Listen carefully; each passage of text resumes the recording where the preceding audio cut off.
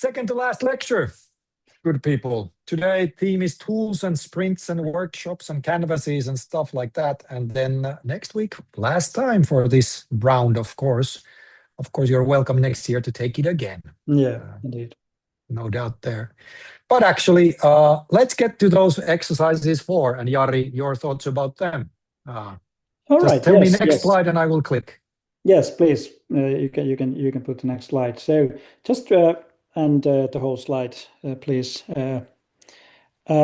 So this time to the exercise idea, it was a little bit different from previous ones, but the idea was really to reflect on your stop and think your course experience so far, and then have a conversation where the other person support you to reflect on deeper. So as a coach or facilitator or mentor or sparring partner, whatever, but kind of helper.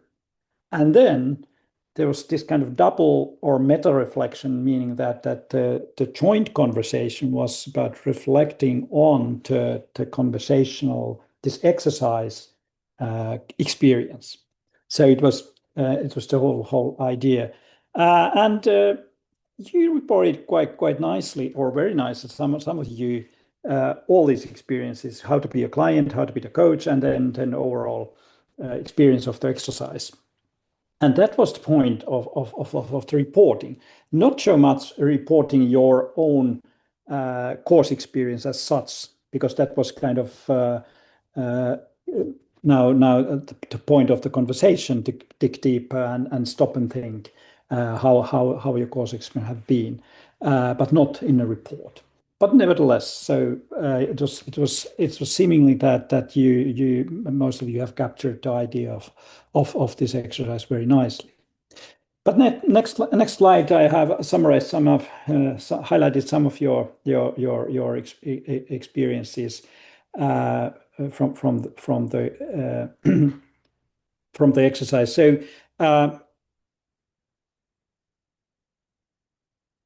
So the first one, what I noticed is that the discipline of staying listener mode actually made the conversation richer. When I asked more specific follow-up questions instead of redirecting to myself, my pair was pushed to think more carefully about their own answers.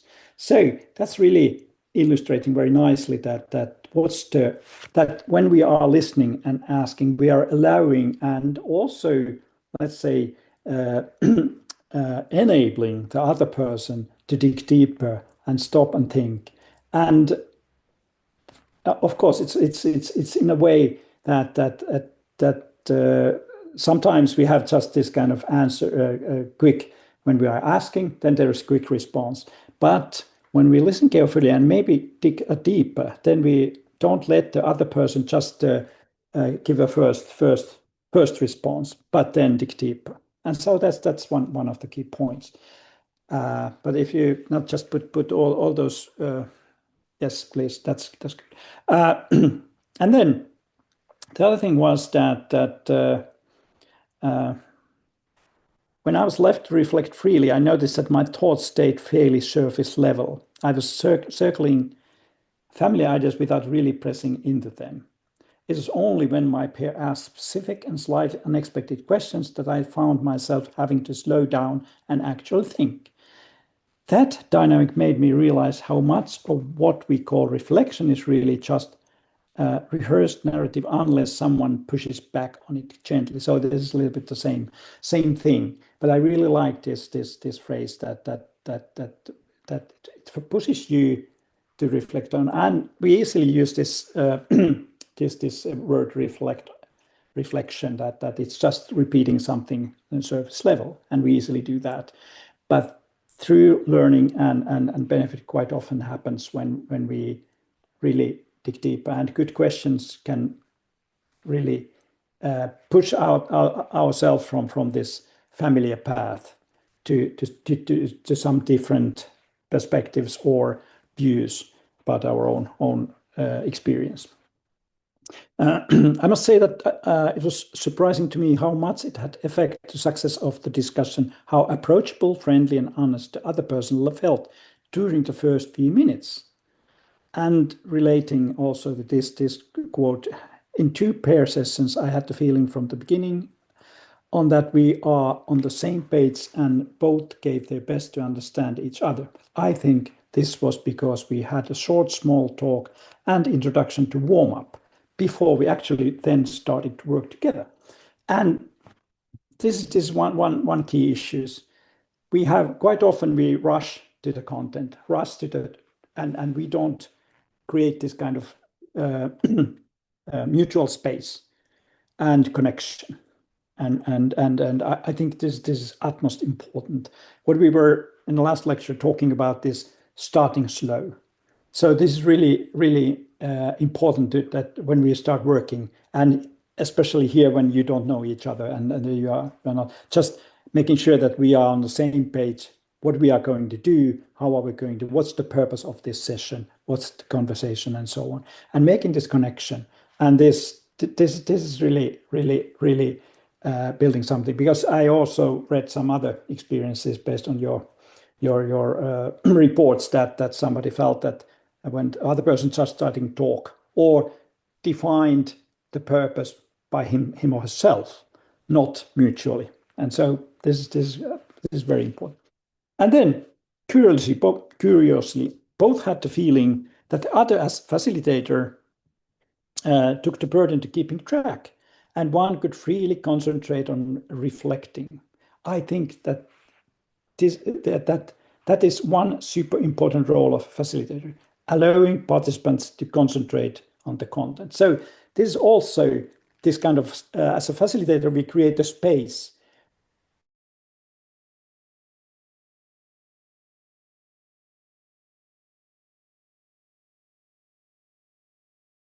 for others to do that one. And it's also what we have now decided to do, and that we keep our mutual sight in the ball, katsepallossa in a way, and facilitator then doing that smooth way, nice way, then others can do the work. And I think this is one of the core of a successful facilitation as well, that we as a facilitator, we are the, keeping this process on a track. But then next slide, please, and you can put all the quotes as well. So there were also moments where I sensed that the questions concerning my way were more about satisfying my partner's own curiosity than helping me reach new understanding. That is subtle but informative distinction in coaching. A good question serves the person being coached, not a person asking it. When that shifts, the conversation starts feeling more like an interview than a reflection. And this is also a very important point. When we are being a helper, then it's not our curiosity that should be satisfied, but it's asking questions that helps the client really make sense of his or her reality and questions. Of course, there is some points where we collect information to do that, and that's kind of maybe creating context, asking questions, what's up, and so forth.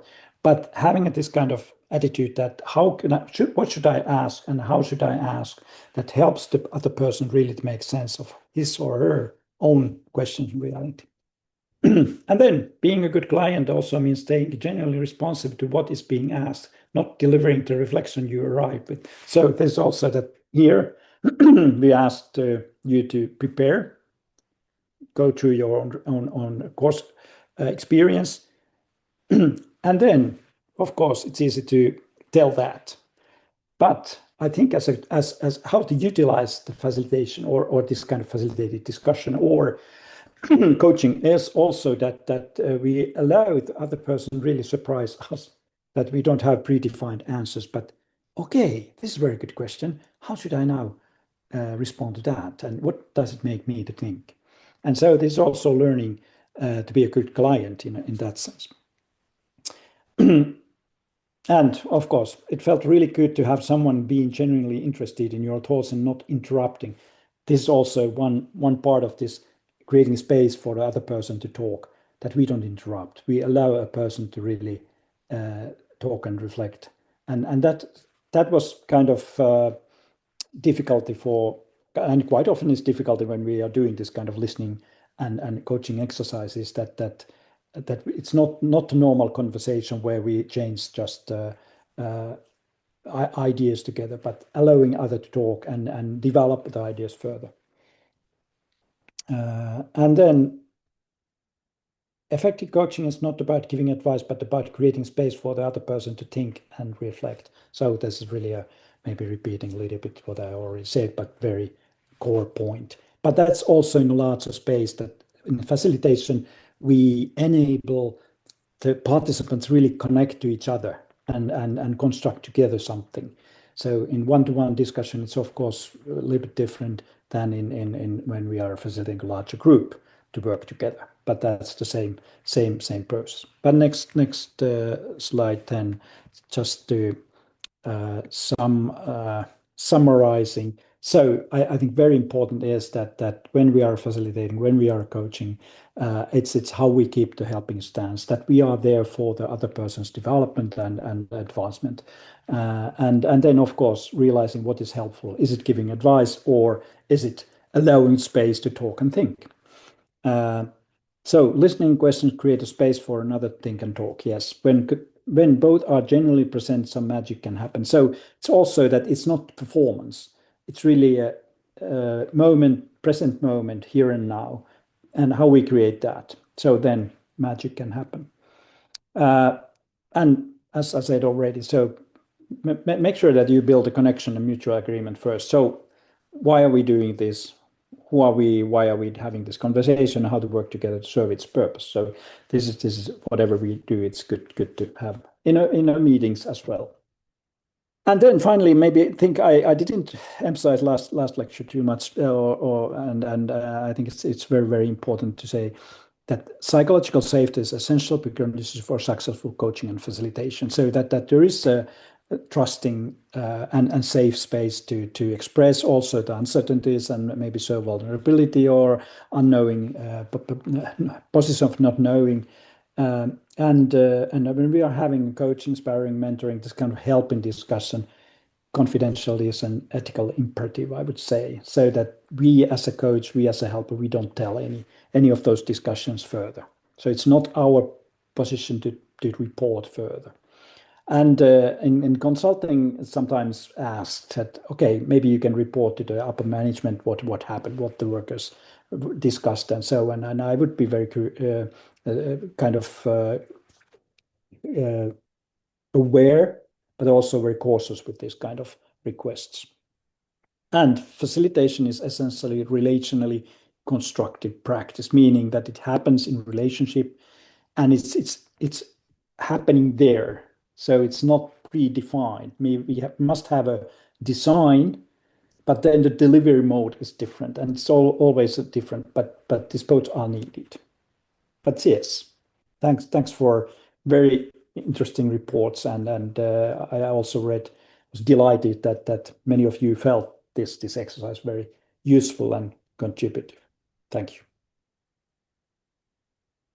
Excellent.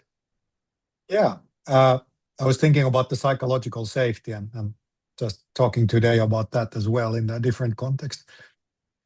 And there's, of course, just stating the obvious, a lot of generational differences, what it actually means. Yeah. But I think at the end of the day, it is, no matter what generation or which cultural background you have, it is the same psychological safety that is required. You just probably see it very differently as we are diverse and different type of people. But yes, but I think this is very, when we are talking about now the change, there's a lot of uncertainties, there's a lot of open questions and so on, and a lot of emotions involved, and not right answers and so on. I think this is I would like to say that this is one of the key issues, to be that we create adequate psychological safety to express ourselves and also our uncertainties and so on, because without those we really can't make a true transformation in our team, organization, or system. Yeah. There's somebody asking in the chat that what it would look like if the facilitator was an artificial intelligence. Well, I mean, we can all do that already now and feel the experience. But I think a couple of the points that you made in those quotes that Jari you presented, and here is that Yes, now you can see that. Yeah, go ahead.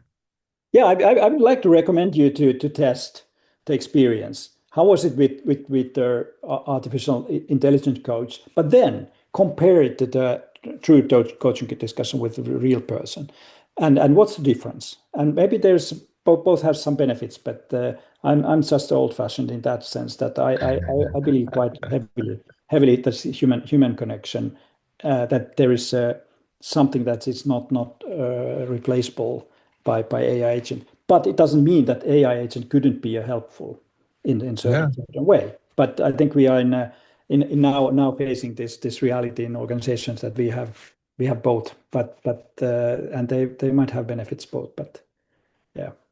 But I think the basic to me, the fact is that, if you're looking for kind of like knowledge, if you're thinking that I'm doing this facilitation because I want new information, then AI can provide you that. But if you're doing this facilitation to build a human connection, then it's kind of like by definition why we're, let's say that you're a supervisor, you're a supervisor for a person.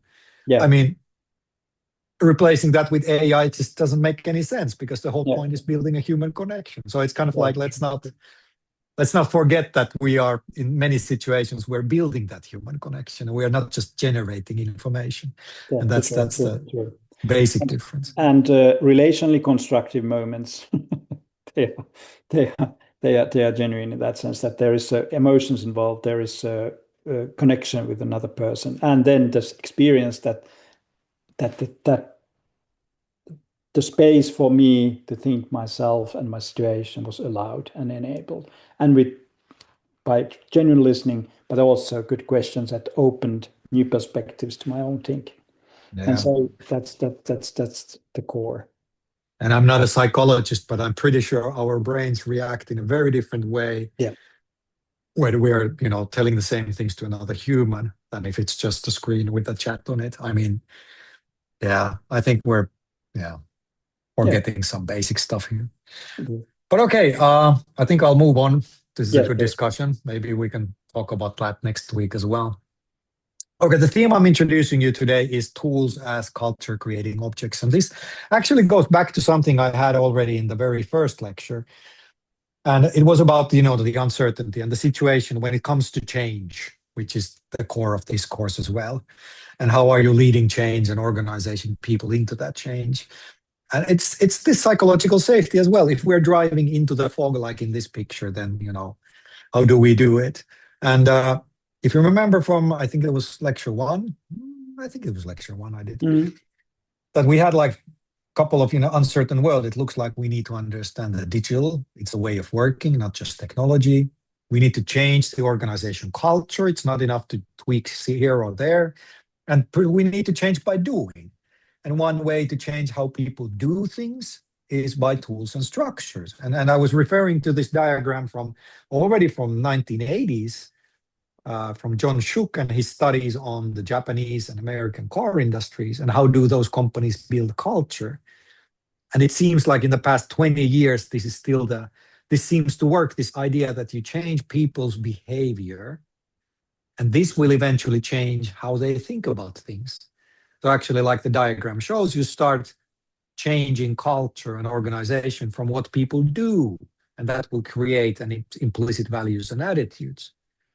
And I had this picture kind of like when it goes from left to right, that in an uncertain environment, you need to build a responsive culture. You need to build a culture of doing. Doing is about routines and practices. And so it boils down to these very small elements, weeklies and tools and roadmaps and all this. And once we collectively start sharing certain tools, templates, practices, routines, and then we are actually sharing certain behaviors. And when we share behaviors, we share thinking. And when we have those two elements, ta-da, we're actually having a shared culture. And that's kind of the simple recipe of how to change cultures as well. And then the AI thing is that with more and more automation and AI, we are more left to deal with the unknown stuff, maybe a little bit echoing back to the conversation we just had. So we have to make those decisions with limited time and knowledge and with different diverse perspectives taken into account. That there's just no time to figure out comprehensively what is the right decision, but we just need to make a decision now in this context that we know about. And for that reason, it looks like the more and more we as humans actually need tools to make those summaries, kind of groupings and syntheses, shared frameworks and checklists that, once we are going forward, are these the heuristics and checklists we need to check? Is this how do let's come up with a new business model? Is there some kind of a framework we can use collectively? And mainly I'm going to come back to this, is that they are social tools in a way, that we try to engage different people to making a good decision, getting their input. And a lot about leadership and a lot about organizational change is helping people to make good decisions and explaining why did we make this decision and making those decisions. Like I said, typically we can just be paralyzed in the world and not make any decisions. But point being, that's why we have all these templates, and I'm not sure if you have any use of these, but we get these kind of ways of working are very popular. Kanban boards in an agile team, or good old Eisenhower's matrix of, what is relevant and what is not relevant. Little acronyms like Moscow, which is, what is it? Could, should, would. OKRs are very fashionable. The dumb goals we introduced just 2 weeks ago and so forth. So tools, frameworks, these canvases to these little atomic things, they become really important in change and leading change and driving change. And then the fun about these, which you can probably see and know from lecture 1, is that they don't have to be like huge transformations. Doesn't require you as maybe a junior professional going like, hey, we need to change the whole company, because you can introduce a simple tool, for example, into a team, and that might do changes. And we talked about earlier that all of these tools that have been popular, all these methodologies that have been popular in the past 20 years, business model canvas, lean canvas, the lean startup as a kind of a way of thinking about things. First of all, they're actually agnostic and neutral about the contents. I mean, you can take the business model canvas for a hotel business, or you can take it for, energy company, and they work both there. So these are these frameworks and tools that work for any situation. And like I said, these tools become super, super important, not just in getting whatever work you're doing done, but these tools become the elements for the organizational change as well. So, and the facilitation part. So about these tools, as kind of a medicine, as facilitation, as culture building objects, the point of really the lesson for today's brother break is that, yes, tools are tools, but they're actually much more than tools. So tools are great for getting things done, but they are culture building objects at the same time. Great. So that's really the key of the facilitation. So let's call the facilitator and let's look at the tools, because you maybe want to bring a mindset and a perspective into the kind of the change that you are facilitating. And as a facilitator, you're not doing the job, you are helping other people to do things. And that's kind of why the midwife metaphor here, that you're, the mindset, just like in the last week's exercises, that you're helping the other person to succeed. It's not necessarily your baby, just like in this picture. How are you helping others to come up with better decisions? How are you helping others to, do their jobs? And then maybe some of you might be asking, but hey, what if in my job I am not an external facilitator? What if I'm the boss of the team? Or maybe you're a member of the team? Or what if you are the product owner? What if you are not a midwife? You are actually part of the thing that is being produced. But that I'm kind of challenging us we are here as well. That what if you play the midwife? That what if you act as a facilitator, even if you are the boss? What if you as a boss, your job is to help others to succeed? What if you, as the team member, your job is help the others to succeed? What if you, as a product owner, your job is to help the others to succeed? So kind of in this mindset that you are the facilitator, you are the midwife, then let's talk about the tools. How are these tools more than just tools from a facilitator's perspective? So first, of course, is to get to know your tools, know the toolbox and the methods. So really understand that, hey, if we're using this tool, what else is it? Or if you were using this like design method in this workshop, what's behind this? What is kind of the background of this?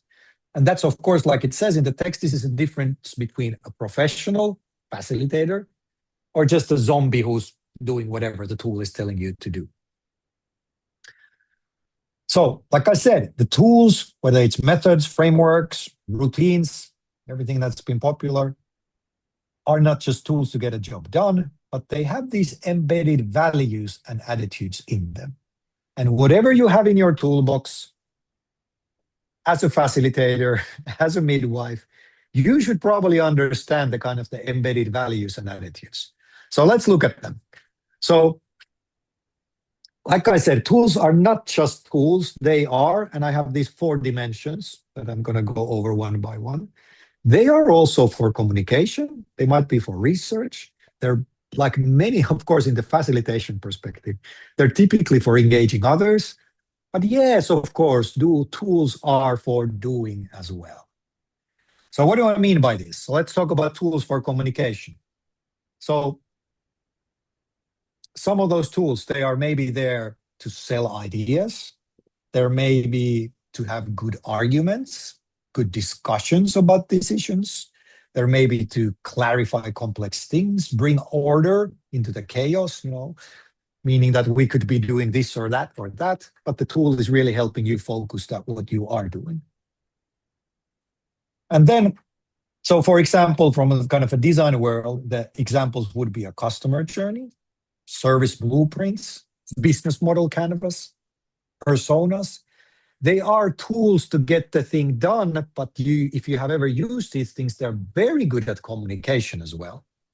How might we questions? That's the HMWs over there. They get you to do the design, but they definitely have this added bonus of being very communicative.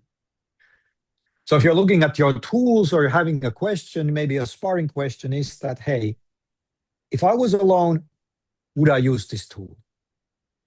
If you were alone and not use this tool, then it definitely is probably for a really good tool for communication. It has this communication dimension in it.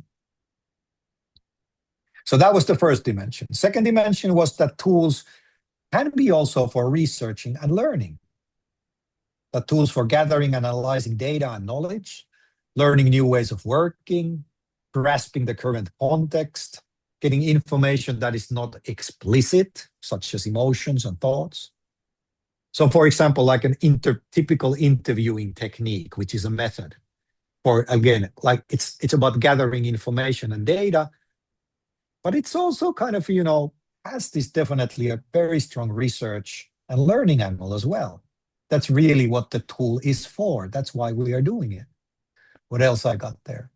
Literature studies. Well, that's kind of an obvious one, that this tool is really for researching and learning, not necessarily getting the thing done, but building our contextual understanding. So if you want to understand, is this tool really for researching and learning, then the question is that if I knew enough, would I be using this tool? If you knew enough and not, then that's probably really tool for researching and learning. And then the social aspect, very strong in this course about facilitation. So some tools are really good for getting and helping people to contribute, ensuring that different perspectives from different people are gathered and there's like a space for gathering them, generating commitment, generating ownership collectively from other people. And typically tools like this are, brainstorming. This is kind of my opinion. I don't think that brainstorming is best at generating ideas. I think brainstorming is best at everything listed over here, getting people together, getting different opinions. What else we got? Voting methods. You might have that, okay, everybody gets like 3 votes. Which of these things is best and so forth. Role playing, that's typically a tool for actually engaging people and looking at it from other people's perspective. So if you got a tool and you want to understand, is this tool really for engaging people? The sparring question is, if all my coworkers were machines, AI, would I be using this? Well, with AI, you don't really need to get them engaged now, do you? You don't really need to build those human connections. And then last but not least, of course, some tools are really tools for getting things done, taking the project further, helping the work maybe cut into pieces and then do them piece by piece. Maybe it's a checklist for quality. Maybe it's a checklist for different viewpoints. Prototyping, building prototypes, that's actually doing the thing. They're not necessarily for communicating, they're not necessarily good at engaging either. Mood boards, customer journeys. They have these other dimensions as well, but they are also tools that take you further in the actual thing that you are doing. So the sparring question I put here is that if you have to give a presentation, which is only about communication, would you be using this tool? Well, if not, or if yes, in this case, then definitely, a presentation tool is for communication, but not necessarily for doing the thing. Now, if we put these things together, you can see that, hey, the tool as a culture building object, so it's not just to getting things done, but it's also for communicating, it's helping others to understand, it's about researching, generating new knowledge, engaging. And the point being that if you have your toolbox of tools, do you really understand each of these in these 4 dimensions? So you really understand, okay, now it looks like we're lacking communication. So I need to take this tool because this is really good at communicating. Or it looks like, I'm not getting participation from people. I need to engage the stakeholders. So this tool actually is really good for that as well. So that was kind of the point that, okay, as a facilitator, you got your tools, but you really need to understand they're not just tools, but they have these other dimensions as well. They are much more richer. Which brings me to my second part. Kind of how do we help others to use the tools? Again, the midwife mindset in practice. So kind of the difference between, we talked about this, I think, two lessons ago when I was last time. But there's a different thing about, am I giving the answers in those pair exercises? Or am I facilitating the other person to give those answers? And that's, I think, a very important distinction in this facilitation. And now that you understand what the tools are for, then the next question is that how do I actually facilitate with these tools rather than give those answers? And that's why the midwife mindset. I'm not the one who's delivering the baby, but I'm helping everybody to deliver that baby. So I'm going to have a few examples before the break about, how to actually facilitation works in practice. And, just my experience come from many, many projects that I have done, professional coaches, organizations being involved in designing and tools created. So I'm not referring here too much to any scientific evidence, but really kind of what practice has taught me. And I chose 3 things to go over. But how do you actually facilitate people to give strategic answers? How do you facilitate people having a customer perspective? And how do you facilitate people to have good ideas? So let's get going. Facilitating strategic thinking.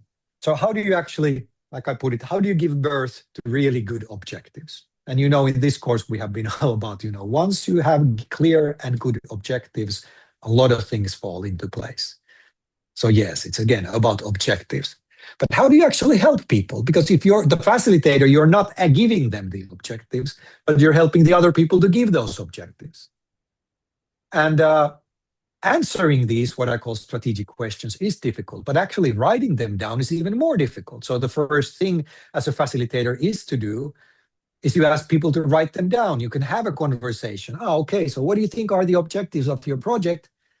but asking them, can you write that down into a piece of paper? Or maybe you write it down and then you show it to others. That is actually becomes already much more difficult. And you as a facilitator, that's one good tool. And just very practical things when you're trying to help people to come up with good strategic answers or good, strategic goals, is helping them to balance that they don't give too broad answers, but not too specific either. And then you're as a facilitator, if you're a good one, you can maybe give some examples. You can go like, hey, in our company, we had this or this, or, maybe give a clear example from this is kind of what we're looking at. This is this is a good goal with dumb criteria. And then people go like, now I understand what you mean.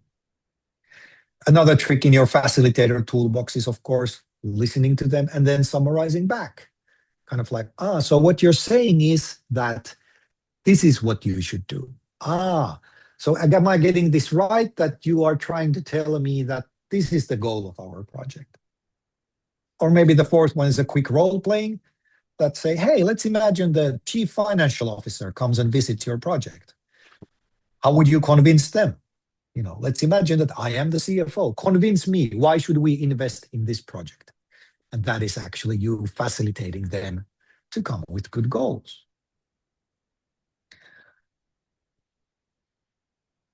And then one more thing about this before going forward is the accountability. So typically, especially as a trainer or coach, is the question that you can get these people to give good goals. Exactly what you did in your exercises as well. People gave you answers in the pair exercises, but they were not really accountable for those answers. Nobody's going to check that this was a good goal, or, they don't need to necessarily deliver on that.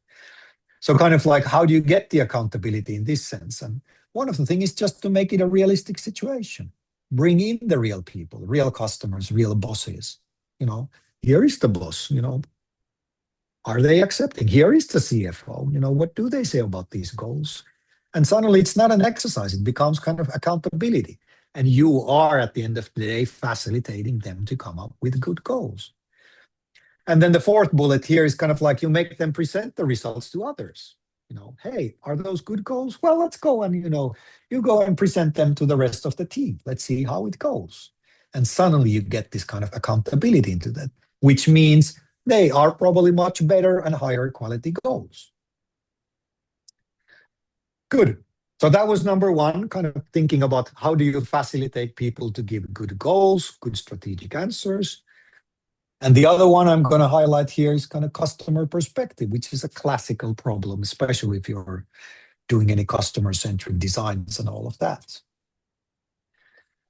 And the key here is that everybody says that they're customer-centric. Everybody wants to be customer-centric.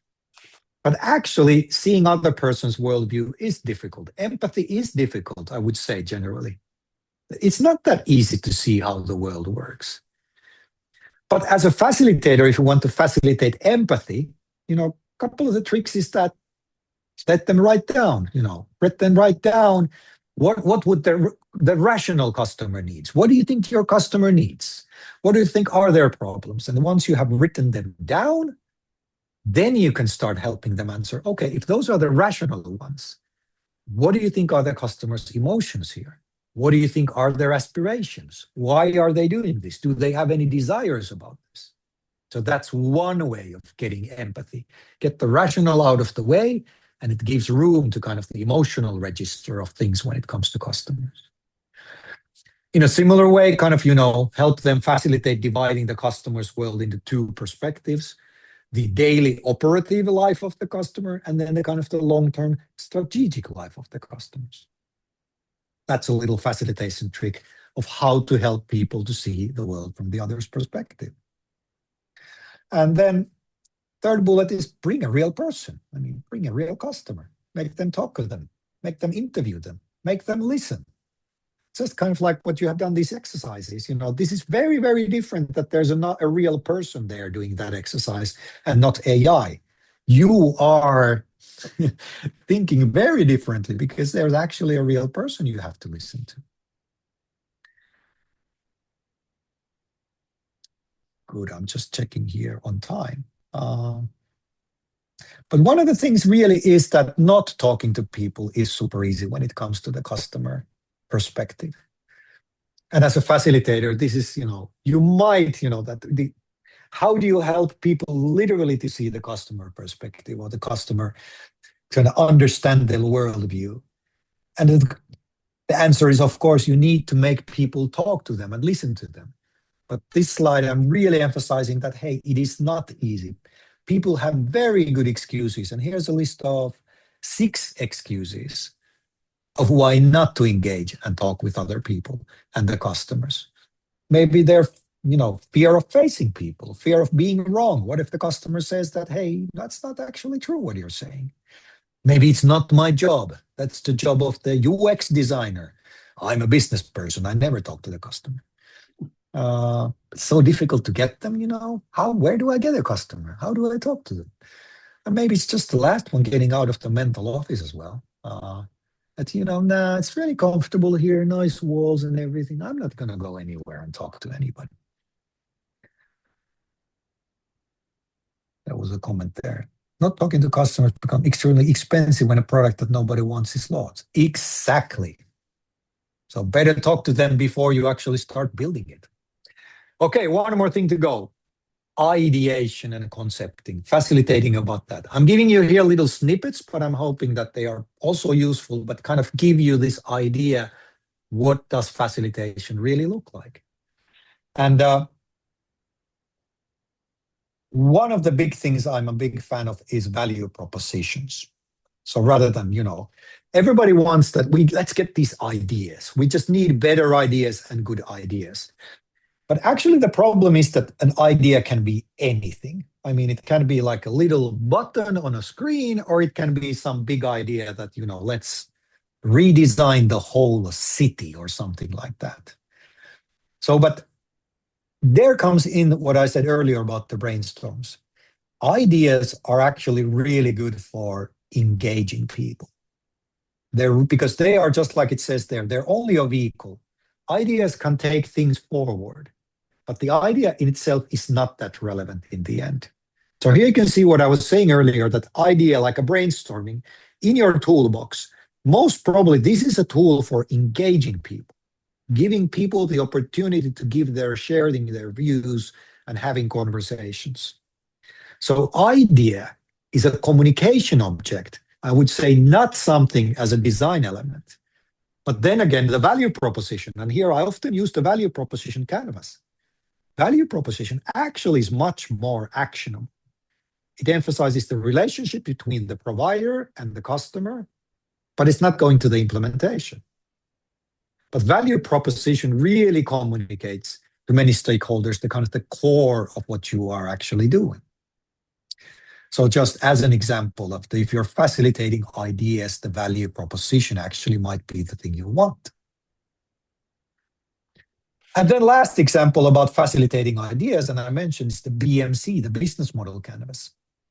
It's just as a facilitation tool. I mean, it's really good for designing business models, but it's actually really good for facilitating people about ideas and innovation, because it forces them to look at from the perspectives of any business model.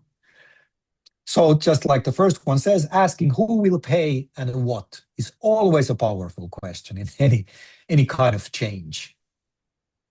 Maybe they're not paying for money, maybe people are paying with their time, maybe they're paying with their identity, maybe they're paying with their mental well-being. But it's always a good question that what is the model of creating value in this? But again, the business model canvas, I don't think it's a very good communication tool, like the third bullet. It can be actually a very boring presentation tool. But also, this is as a facilitation tool for coming up with ideas and concepts. It really pushes the business part of it. It pushes you to get realistic numbers. How many are there people who would be using this? What is the potential market? What is the revenue model? Where does the profit come from? Where does the cost structure come from? And then it makes, just the last point, that business model is not the same as a business case either. And, just maybe that's actually something that you need to be facilitating. Good. That was a crash course of about tools. And the break is coming up. I think we are already on the break time. So really, the first point being you understand that the tools are very different. You need to understand them in your toolbox as a facilitator. And then just how do you actually look at those tools, for example, the business model canvas here, and what is your role as a facilitator here? And not answering those questions, but what are you actually facilitating with this tool? Good. I think it's time for our 5-minute break. Pretty much right now. I made a funny slide. This is really referencing my problems with brainstorming. I've seen too many brainstorming sessions that were a waste of time for everybody. But nevertheless, I'm not saying brainstorming is bad. You just better know what you're doing, because otherwise it's just you get this illusion that we did good ideas. But no, it's not necessary. Anyway, here's your breakout room. Let's just get you together and your own experiences, your personal experiences, thoughts, comments on introducing new tools, introducing new methods, introducing ways of working. And yet again, choose a context that's familiar with you. Maybe it's your workplace, maybe it's your previous workplace, maybe it's a study project, maybe it's your hobby project, and you kind of introduced some new way of working, some kind of method or tool, and what are your experiences there? How did that go? That introducing a new way of working or a new tool. Katri, you are probably ready to put people into breakout rooms, so there we go. I think they are open. Feel free to copy paste into the chat the thoughts and findings you had in your group.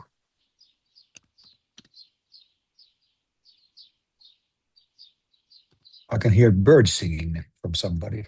Oh, they turned off the microphone. All right, here we go. Let's see. First one is coming.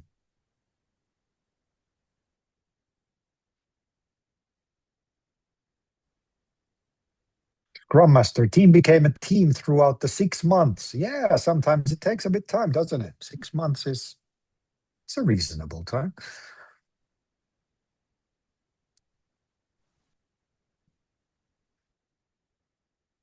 About tools, forcing thoughts into certain format might not benefit the end result. That's a good point. That's why you better know what you're doing with the tool. Yeah, I think you continue here in the comments. The feeling of forcing into certain format comes from the facilitator not knowing a tool. That's an excellent point. Well done. What else we got? You need to get people on board and to understand why the change is necessary. Yes, absolutely. And then if they know, so for example, introducing tools, they better understand that why are we changing our ways of working with this tool. It's good to spell it out in the beginning what we are doing. Review and retrospect are different things. Yes, I think that's, to me, that sounds very much the same, which is that people need to understand that why you are doing this. Why are we using this tool? Or just making, sometimes this might be just stating the obvious. I'm taking this from the comment over there, that does everybody know that this is now a retrospective and this is what it means? And maybe go, yeah, we know. But it's really important to make sure everybody knows. What else we got? SWOT, SWOT. Yeah. Chat room 9. People are, of course, reluctant to change. When changes of working is introduced, a good balance of why and how needs to be introduced. Yes, and people probably need to digest these things as well. That I took the comment from the Scrum Master comment that it took 6 months. I mean, that's, people need to be able to process and digest things. And otherwise you're just, the other word it was used was forcing things into people. And that's probably not good in the long term. People are not, they become more reluctant. Let's see what else. How well the change or tool usage is justified. or actually how well the justification is pursued by people. Yes, absolutely. Same thing again. You need to explain the kind of the, let's call it the meta level of these things. Why are we doing this? What does it mean? Is it justified? Do people accept this thing? Good. People's backgrounds, experiences. It's just jumped. Oh, there we are. Affect the way the communication tools and methods may help. Yes. You need to prepare the participants, know what you are doing, tell clearly the goal. Excellent stuff. Wow. And as a facilitator, which is the theme of today and the whole course, is that sometimes you just need to remind people that what is your role as a facilitator? Or maybe make it like very clear that, as a facilitator, I'm not going to give any answers. This is your role, and intentionally you will not say the answers, or you will not give your opinion. Maybe if you're really asked, but just sometimes it is clarifying the roles and the context and the reason why we are here. Good stuff. Let's have one more. Giving clarity is necessary to allow reaching results that are desired. Good. Hey, sounds like you had a pretty good breakout rooms again. Okay, I'm going to give you one example of facilitating something. Again, this is a little bit longer example than the previous one, but I think it gives you the gist of all these lectures, kind of feeling that, hey, how do you actually then go more into practical facilitating? And my example is going to be this. This is going to be this: how do you introduce design thinking to non-designers? Or if you want to be precise, it's more like service design thinking, but it's design thinking. And how do you do that in a single sprint, like one-day workshop, for example? And I've been doing this quite a lot, so that's why I chose this example. And the little comment there is that actually introducing design thinking to non-designers, hey, it's actually much easier than introducing design thinking to designers. Yeah, but let's not go there. But typically, I've seen that the challenge here to start with is this, that we are people, so we kind of box things. And if something feels that this is not for me, then people are not necessarily open for comments and so forth. So maybe, you said the word agile. Well, I'm not a developer, so this agile stuff doesn't really matter to me. Or maybe you went and said the word business. Well, I'm not a business person, so, I won't listen anymore. Or you said the word design. Well, I'm not a designer, so this is not really relevant for me now, is it? So kind of how do you then facilitate design thinking if you cannot use the D word? I mean, this is a situation where I found myself many times that if I would say that, hey, this workshop is about design, then non-designers, to put it bluntly, might go like, why are we doing this? None of us are designers. So maybe the kind of as a facilitation trick is, how do you then do this? Well, the first of all, then, what is design thinking if you can't use the D word? And then you get, design thinking, and all of you designers there, I don't know if you agree or not, but, it's customer centricity. It's about business. Technology plays a role. There's certain creativity involved, often very visual, a lot about co-creation, very problem-driven, cross-disciplinary. It's very iterative. These things are what is it about. And I would say that if you need to teach like agile ways of working to people who are not developers, then you need to do the same thing. Then what is it actually, if I zoom back, what are the things that we are now thinking about? What do I actually want to facilitate in these people, especially in this my case where they're not necessarily open to being taught about design thinking. So of course the thing is that you don't start with, in my case, in this example, you wouldn't start with design thinking or agile or lean startup, but letting them find the thinking on their own terms. And then we kind of go like, okay, if I believe that these people should understand design thinking, so that's the solution. What is their problem worth solving? So finally, we're applying design thinking into this design thinking problem. But anyway, back to my recipe. So I would say the first step, if you're trying to introduce design thinking to people and not use the word design, you would start, surprise, surprise, clarifying their own objectives together with them. Kind of like, okay, hey, welcome people, come here. does everybody, let's work first at what are your real problems in your work, in your area of responsibility. What are you trying to achieve? Are they clear? Let's do it together. And then, just like I said before, just doing this, starting with their real problems, which shows them that, hey, this is not just an exercise. You bring your real problems here, and we're going to talk about them, and we're going to work on them. Brings them the, first of all, accountability, which was something I emphasized earlier, that people really start going like, okay, so actually what I do here now actually matters. And then if it's their own work, which is something real and a real problem, then it's automatically important for them as well. And if we will start kind of thinking about the third bullet, about people really understand that this is actually the organizational, this is the business challenge, then if people have prejudice, and this is something I have faced in my trainings, is people think like this, design is this soft blah blah blah useless thing that children do at the school. Then if you start with like a really serious actual business challenge, it will make the whole design thinking legitimate afterwards. So that was the first step. Start by them bringing their real problems to the table, real objectives. And, just like we had before, what are the actual business objectives? And then second, again, we're not talking about design at all. Second step, you would introduce customers or users. Literally, like I said earlier, just bring a real person to the room. Get them there, make them talk to a real potential customer, or maybe not a potential, but like a real customer. Make them listen to them. Have some, pair exercises for them, something that they really start listening. What is the customer saying? What are the words they're using? What are their goals and challenges and so forth? And this is like what I said earlier. This is where the empathy comes in. That you actually push them in a situation where they see the other person's worldview. That even, typically if people go like, all this, customer interviews or design, that's like a consumer business thing. And we are in the business to business. Well, that's just an excuse not to do customer interviews. Typically in a business to business, you are actually much, much more in a personal, human-centric business than in a business to consumer business.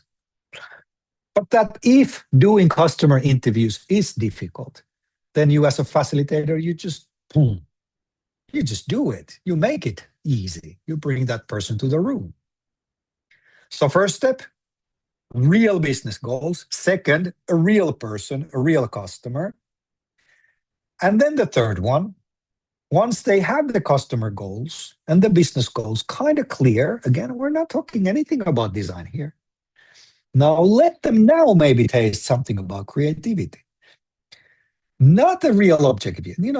Let's just introduce something like a role playing or drawing a thing or painting something, writing a stories of how this customer actually solves their problems. Or I like dystopias is a great fun method. Dystopia is something like you would go like, okay, how do we would absolutely totally ruin this customer's world? What would you do to make sure that this customer never comes back? And then people would have fun. They would laugh. They would get this kind of taste of, hey, we are doing something not serious. But of course, behind all of these silly methods is actually something that you're kind of breaking, that you're showing. But again, at this stage, I would list that typically the mindset issues that you might need to deal with is the first kind of problem is that getting their mindset right. That in this training or in this workshop, are we actually solving real problems? Or are they just doing what you're telling them as a facilitator? Because you, as a facilitator, you don't want to kind of become a teacher in a way that they just do this because the teacher is telling them. But you really want to become a facilitator where they're actually doing these things and you are helping with them. So typically, just a practical point, you need to get the mindset right. And then the other thing you need to pay attention is this, let's call it psychological safety and risk taking, which means that are they really open into doing something new, something crazy, what's the team spirit? Is there psychological safety? Is there a hippo that's the highest paid person in the room? I mean, is there a big boss in the room which is kind of making everybody very quiet? Or is the spirit that they're trying to find a consensus, and rather than coming up with a variety of ideas and having a good argument with each other? Do you have the courage to take different directions, or is it absolutely impossible for that organization to do that? And then, of course, you might need to check people's energy levels and creativity. Are they thinking outside the box? Is that something that's difficult for them? If they are coming up with ideas, what are you measuring? The number of ideas or the craziness of the ideas? Maybe you want to stop here, everybody goes home, have a good night's sleep, and then continue again. Maybe that's something that actually would work really well with the energy levels.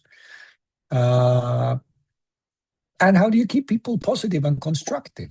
Reading the room, understanding what they're saying, and you as a facilitator kind of keeping an eye on these things as well.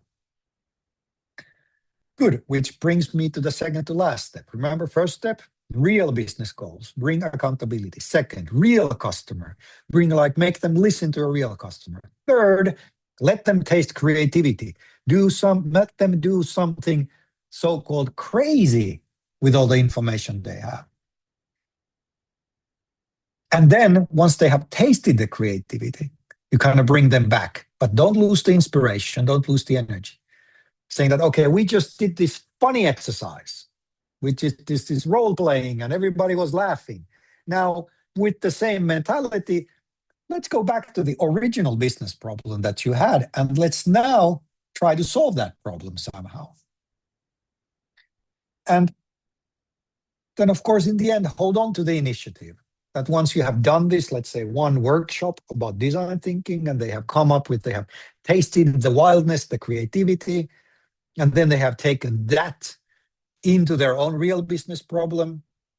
How do you keep that going so that they, once your workshop is off, they don't just go back to their work and go like, oh, okay, back to normal. Yeah, it was kind of fun. Yeah, it was fun. We laughed, but nothing actually changed. So kind of my bullets here are that make everything in the sprint beneficial. So that's why they should actually be solving something that is beneficial for them. So when they go back, they go like, hey, wow, I just actually answered this problem. Or maybe make it a reality show. Let them present the final results to colleagues. That's kind of, create accountability. Hey, this is actually needs to be serious stuff. Celebrate things, give people rewards. 2 weeks ago, we gave people champagne. Now you can give them like a sticker or diplomas. Or maybe you as a facilitator, you follow up. After 2 weeks, you go like, hey, remember, we had this thing and, I facilitated your business problems. What has changed? What are you thinking about them now? And then second to last, give the tools. If you were using some tools, give it to them. Print them out, send them the PDFs. Make it super easy for them to continue using those tools so that they can actually facilitating those tools. Part of it is that you're teaching them and they can start using them. And last but not least is a kind of a fun trick, and maybe some of you have used this, is that at the end of the workshop, you ask everybody to promise to do one thing. So let's say, for example, at the end of this course, we would ask you to promise to make us one promise. Promise us one thing that will change from now on. And then in September, we would go like, haha, we're back. Have you actually done what you promised? That's a very powerful facilitation trick. And then in my little example of how to teach design to non-designers, they have done all this. They have come up with new ideas. They have solved their business problems. And then as your very final step, you go like, hey, by the way, did you know that this is often called design thinking? And of course, the whole point here is that now they have actually gone through the experience of design thinking. And now you can kind of put a label. They have design thinking is theirs. It's not something you push them from the outside. You have literally kind of facilitated them into a new way of working with their own terms, their own problems, their own customers, their own accountability. And now you can go and point out that, hey, by the way, there's like a lot of literature and tools and methods that you can, if there was something good in here, there's a whole new world for you to look into. Okay, there was a question. What if the group is individuals from different companies? What would be a real business example? Yeah, it's a good practical questions. So typically then I come up with an example and then they work with that. And then you don't get the accountability in the same way. That's absolutely right.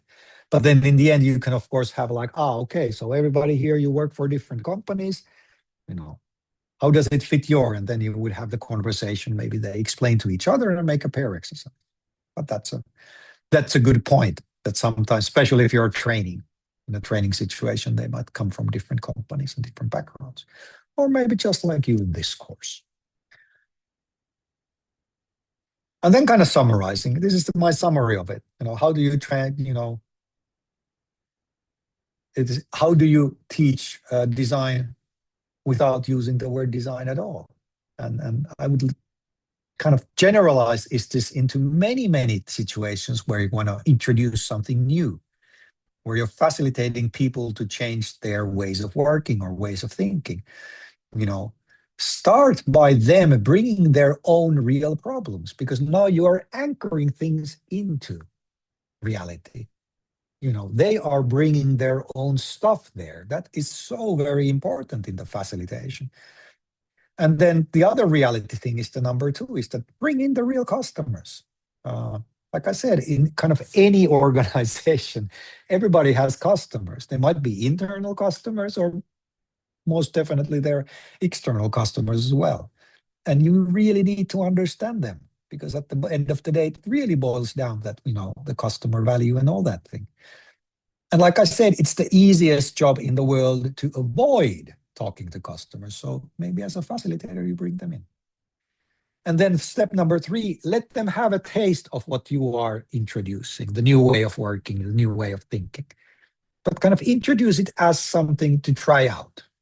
But now, because you have number 1 and 2, which are the fundamentals, and then you kind of have them taste number 3, then it becomes, okay, now let's go back to your actual real problems and how do you solve this? And that's kind of how they create their own design thinking, if they're way, their own ways of doing in their own.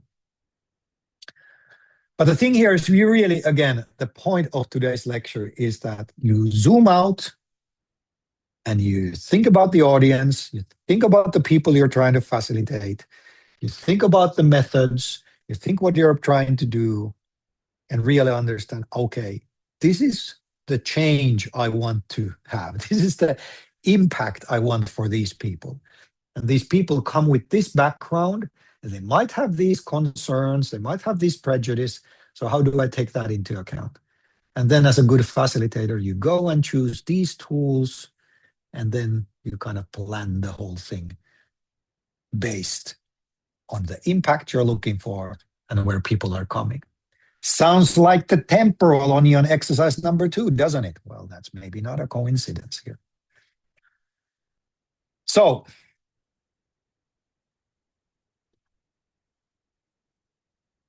there was a question from Ismail. If you had a magic wand, what would you change first to make this problem? Yeah, that's a facilitation question I have used myself as well.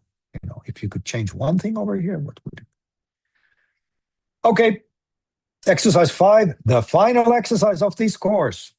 Sounds big. Well, this is maybe requires a little bit of work. Facilitate the design of a workshop. And deadline is next Monday, as you might have guessed. So here's what we're trying to kind of ask you to do. Again, you're going to be paired up. You got a person A kind of going, I need to design a workshop. And then the person B is the facilitator and they help. And then you switch halfway through. Again, you can make this into a big exercise. And I mean, if you really have to design a workshop, this is a perfect opportunity to do that. But again, don't spend like 3 hours doing this. Again, I would say roughly 1 hour, 30 minutes each. Let's keep it that level. That's reasonable. But I mean, maybe book 90-minute meetings, and so you have enough time to discuss and reflect. So again, remember this, like I said, here's, we're kind of pushing you. A workshop, I mean, maybe it could be a sprint. You can kind of change what you are doing here. But I mean, a project would be way too big. But something that you have people and you need to get those people to work together. Maybe it's a meeting, but kind of, I guess the word workshop kind of is good enough to describe what we're looking at here. And of course, it's the basic thing. What are you going to do before the workshop? What should be ready? The preparation and context. What's going to happen during the workshop? What's going to happen after the workshop? What's the desired impact? So, kind of before the workshop, asking these are the sparring questions that you, as a facilitator, can ask the other person. And you, designing a workshop, can prepare for these. So kind of like if the workshop is the solution, what is the problem you're trying to solve? Why do we need this workshop? Why do you think that this workshop should be done? Why do you want people to invest their time or energy or whatever resources into it? And communicate this to the people, of course.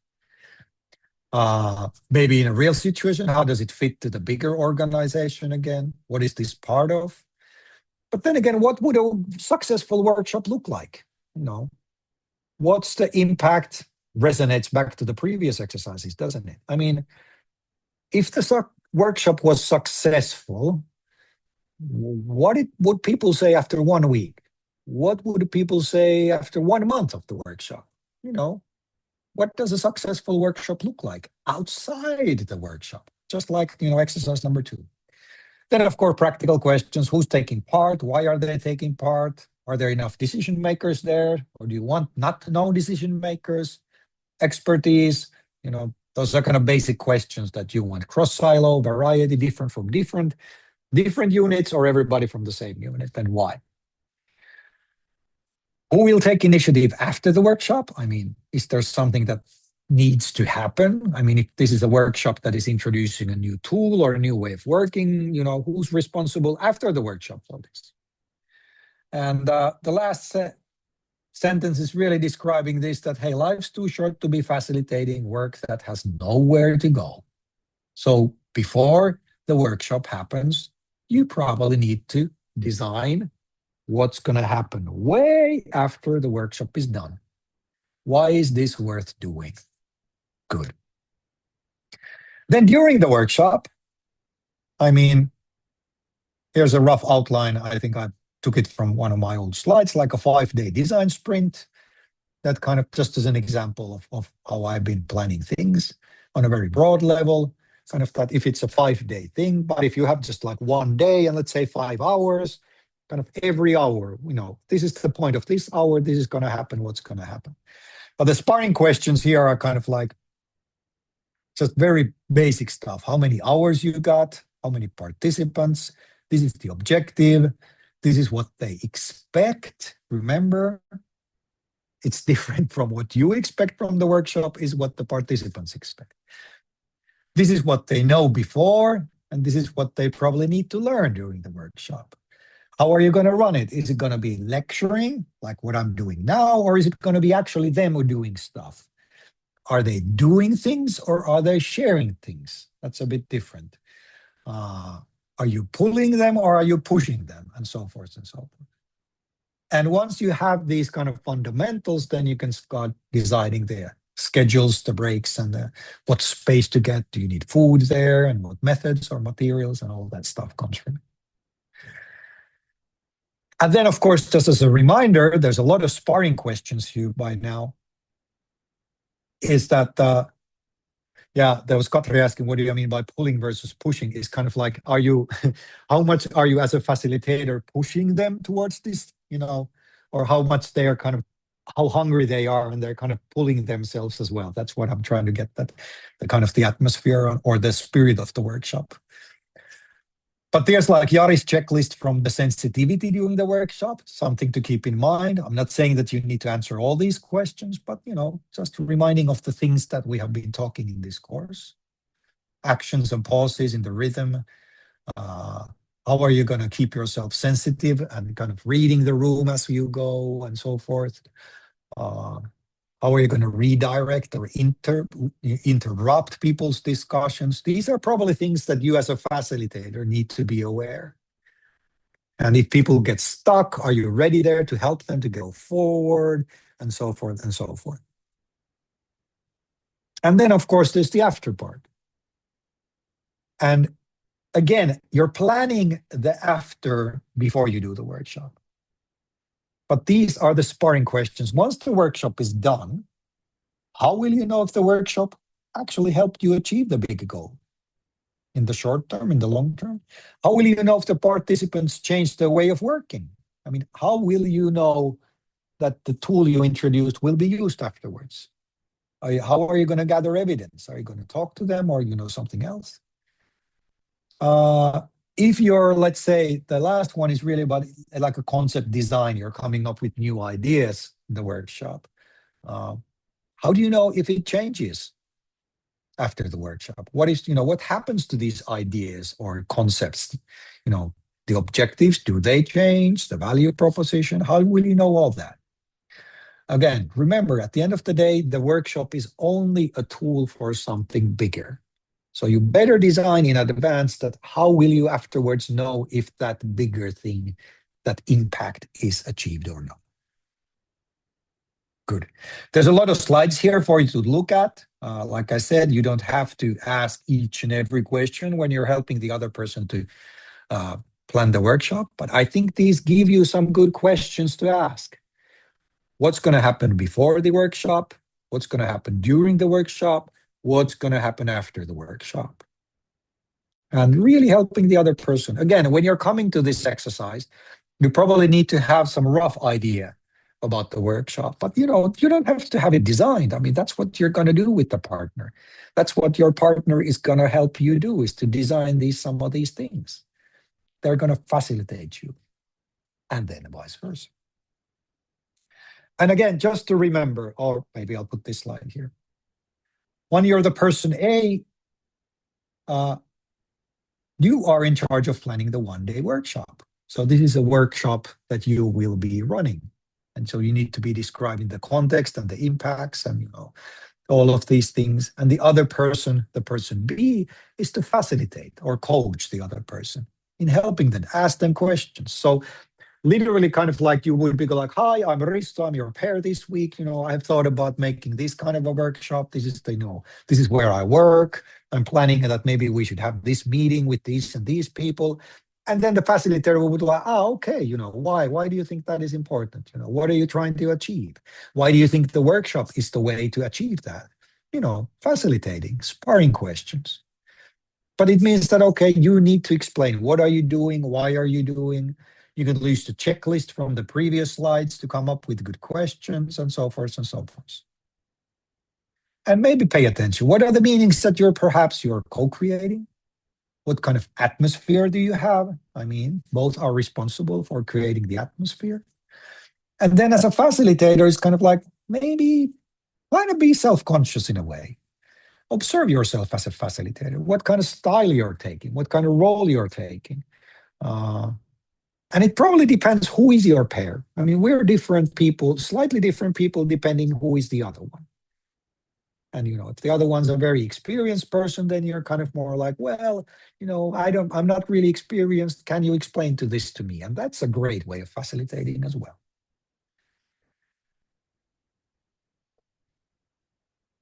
And then the final task. So please do find some time to reflect alone what you learned.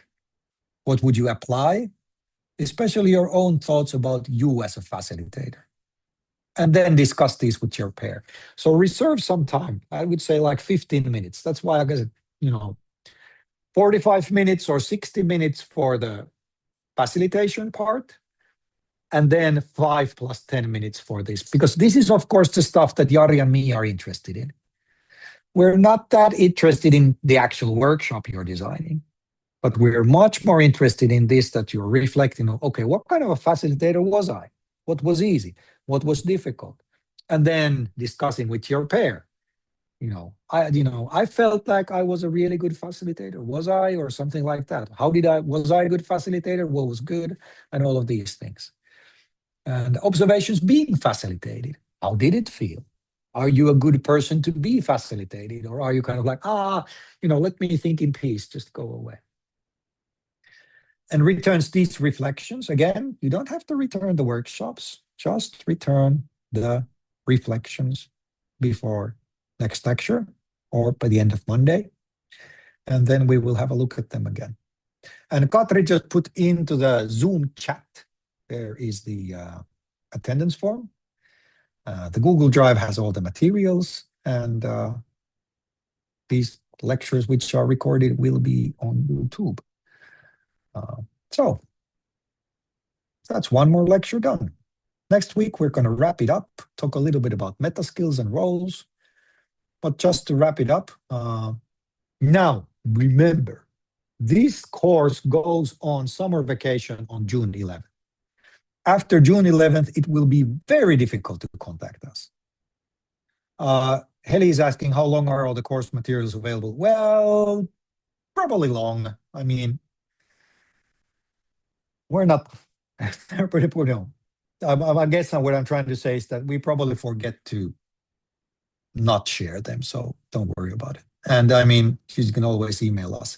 But which brings me back to this slide, which is saying that, after June 11th, it will be difficult to contact us again. I'm really sorry, but we all have other stuff to do, and especially Jaakko and Katri, whose contracts end, they are not obligated to answer your questions after June 11th. So please make sure you have all the assignments and everything. But don't worry, we will be in contact with you if you have missed exercises or you have missed any participation. We will tell you that before June 11th.